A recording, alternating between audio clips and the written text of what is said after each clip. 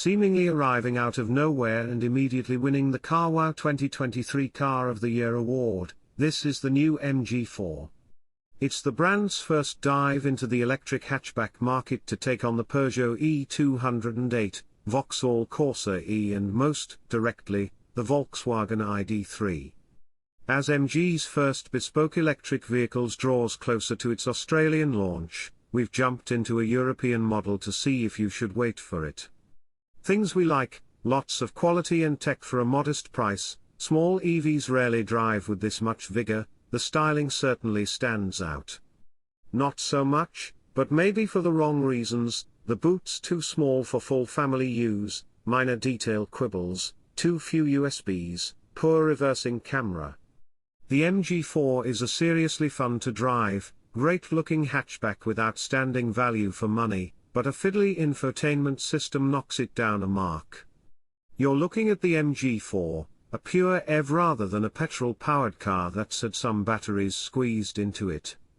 Designed with a more global audience in mind, there's been a focus on European development to help it perform better in the corner of the world MG's legend first began. With the right price, it could be a big hit here in Australia too.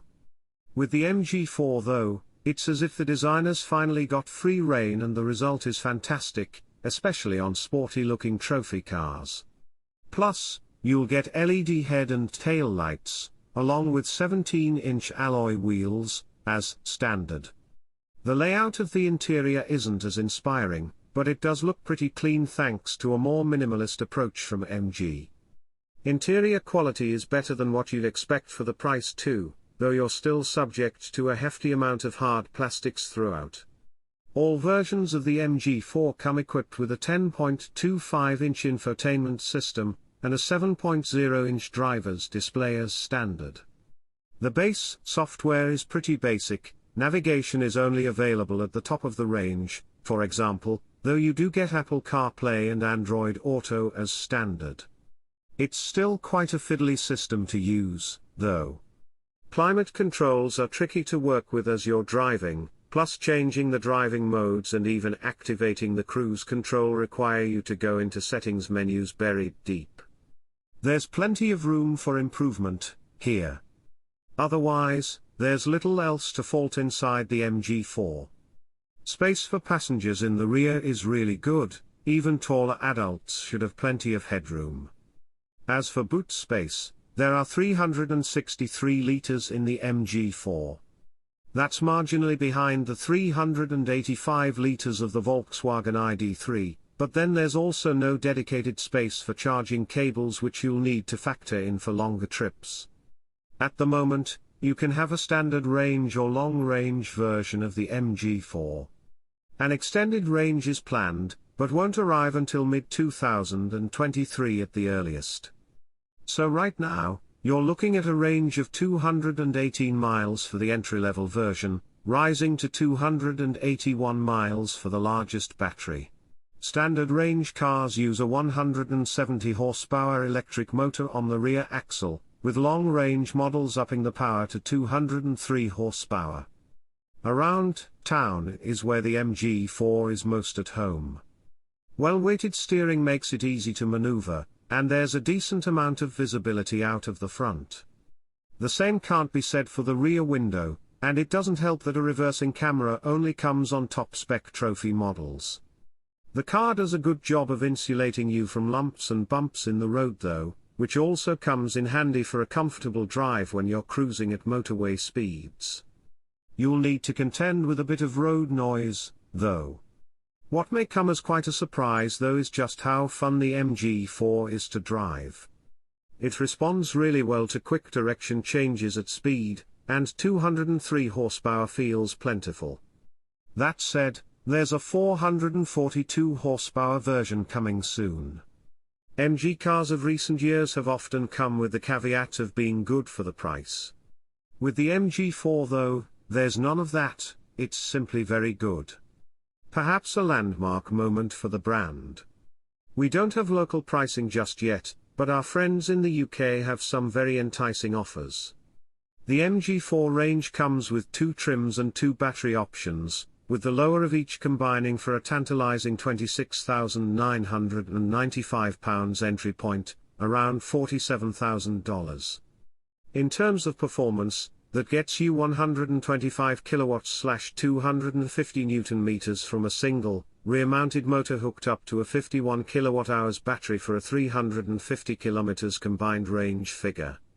Roughly $5,000 more gets you an SE long range, with the same equipment list allied to a larger 64 kilowatt-hours battery and slightly punchier 150 kilowatts motor, which means 450 kilometers of claimed range as well as the ability to charge slightly quicker, the maximum DC rate increasing from 117 to 135 kilowatts. Though neither figure is truly class-leading. Another $5,000 again gets you a trophy long range. Performance is unchanged, but kit improves, with a heated steering wheel and seats, native sat-nav, electrically adjustable seats, that bold twin spoiler and a 360-degree parking camera among the additions. How do rivals compare on value? MG's own SF crossover could end up close on price, and will offer more practicality but slower charging. If the MG4 size suits you, it's the newer, more vibrant option of the pair. Perhaps a tougher foe is the BYD Atto 3, which came highly recommended in our affordable EV comparison. It offers 480 kilometers of range, a large 440-liter boot and a boldly styled cabin for under $50,000. An entry-level Nissan Leaf, Mini Cooper SE or Hyundai Kona EV almost sneaks under $50,000, too, but each will do so with a much smaller battery than even the base MG4. This is a swish and forward-thinking interior and a big step on from other MGs. The steering wheel is large and sits ahead of a surprisingly effective square digital instrument display, while most of the switchgear has been hoovered up into a standard 10 inches touchscreen that sits at a useful height in the center of the dashboard. Smartphone integration is standard across the range, though, and the luscious widescreen display is at its most convincing when it's relaying your apps to you rather than its own software. Even the fisheye reversing camera is a bit naff. While sweeping lots of buttons into the screen might give an MG4 driver déjà vu of all their toys being unceremoniously tidied away as a kid, it also provides abundant storage room between the front seats. The octagon-shaped cup holders are sweet too, though feeding the smartphone connectivity through a traditional USB socket, leaving the USB-C port for charging only, seems an odd move but one that's probably easily fixed with a model year update. The boot behind them isn't massive, either. MG quotes luggage capacity of 363 liters seats up, 1,177 liters seats down, but a high floor makes it seem cozier. And there's no frunk space. The electric car market isn't completely devoid of thrills, but they tend to come at much higher prices and with much bulkier performance figures. This car's trick is to feel light on its feet and deft in its reactions. At 1,685 kilograms in long-range form, or 1,655 kilograms for the entry car, it constitutes light in the world of EVs, but it's still stocky for such a small hatchback.